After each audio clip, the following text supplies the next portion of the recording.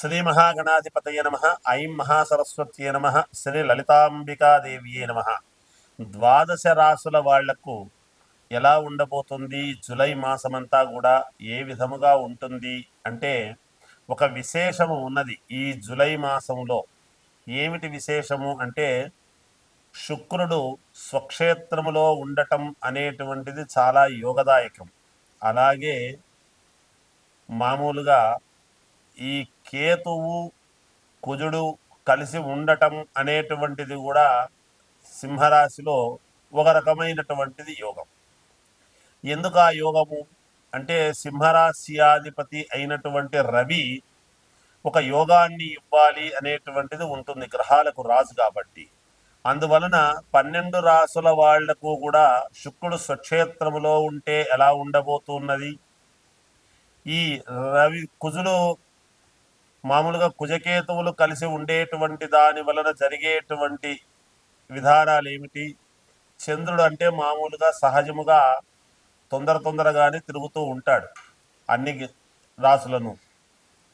ఇవి కొంచెం ఎక్కువగా నెలల పాటు ఉండేటువంటివి కాబట్టి కొంచెం చూసుకోవాలి. అందువలన చాలా యోగవంతమైనటువంటి ఇవి నడుస్తాయి అనేటువంటిది తెలుస్తూ ఉన్నది. ఎవరెవరి జాతకములో అయితే శుక్రుడు బలంగా ఉంటాడో, అలాగే సింహరాశి వాళ్ళకి ఏమిటి, ఆ రాశిలో ఉండేటువంటి వాళ్ళకనే కాకుండా కుజకేతువుల యొక్క ప్రభావం ఎవరి జాతకములో అయితే యోగదాయకముగా ఉంటుందో వీటన్నిటినీ ఏమి తెలుపుతుంది మనకు అంటే రాహువు కుంభములో ఉండటం, కేతువు సింహములో ఉండటం వలన, అలాగే రాజకీయ నాయకులకు కావచ్చు, ఒక పదవి కాంక్షించేటువంటి వాళ్లకు కావచ్చు, నాకు ఈ యోగము ఈ మహర్దశ ఎందుకు నాకు రాలేదు, ఒక అవార్డు ఎందుకు రాలేదు అనేటువంటి వాళ్లకు కావచ్చు, శుక్రుడు స్వక్షేత్రములో ఉండేటువంటి దాని వల్ల కళలకు అధిపతి కాబట్టి స్త్రీలకు ఎక్కువగా ప్రాధాన్యతగా మంచి పేరు రావటం అనేటువంటిది కూడా ఉంటుంది గాక,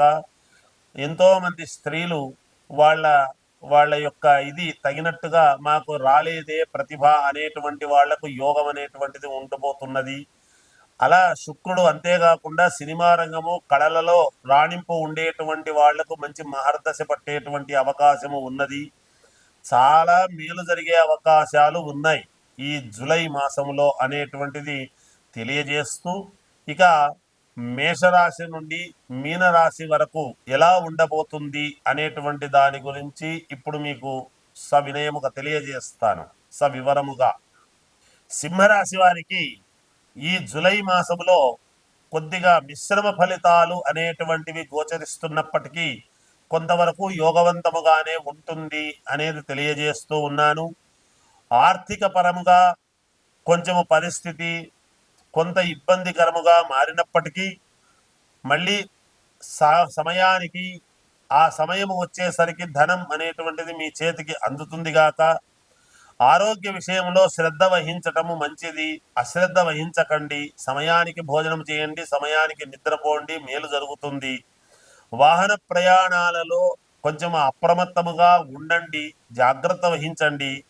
అలాగే వృత్తి ఉద్యోగాలలో అధికారుల నుండి చిన్న చిన్న విమర్శలు అనేటువంటివి మొదట ఉండిన తర్వాత మళ్ళీ మెప్పుదల అనేటువంటిది కూడా ఉంటుంది గాక. కొంతవరకు గందరగోళ పరిస్థితులు అనేటువంటివి ప్రథమములో గోచరించినప్పటికీ తీవ్రముగా పోను నెలాఖరు వచ్చేటప్పటికీ అన్నీ సర్దుకుంటాయి గాక. కొన్ని వ్యవహారాలలో తొందరపాటు నిర్ణయాలు అనేటువంటివి తీసుకోవటము వలన కొన్ని ఇబ్బందులు ఏర్పడతాయి. మళ్ళీ వాటిని మీరు సర్దిద్దుకునేటువంటి వ్యవహారముతో ముందుకు వెళతారు, సర్దిద్దుకుంటారు గాక. బంధుమిత్రులతో మాట పట్టింపులు అనేటువంటివి ఉంటాయి. గృహ నిర్మాణ పనులు అనేటువంటివి కాస్త నిదానముగా సాగటం అనేది జరుగుతుంది గాక.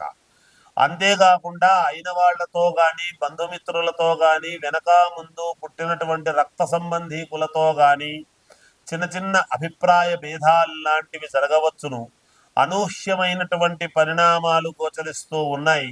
ఒక్కసారిగా ఉన్నట్టుండి మీ జీవితంలో ఏదో ఒక మార్పు అనేటువంటిది కలిగే పరిస్థితి కూడా ఉన్నది.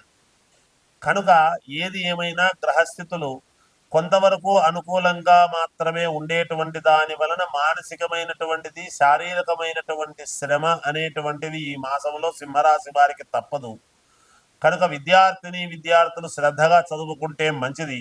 ఉద్యోగాలు చేసుకునేటువంటి వాళ్ళు అప్రమత్తముగా ఉండండి. లేనిపోని నిందలు వచ్చేటువంటి పరిస్థితి ఉంది, జాగ్రత్త వహించండి.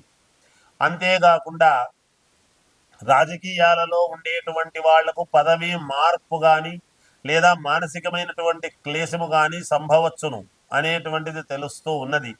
మీ మీ వ్యక్తిగతమైనటువంటి జాతకాలు పరిశీలన చేసుకొని దానికి తదనుగుణంగా నడుచుకోండి.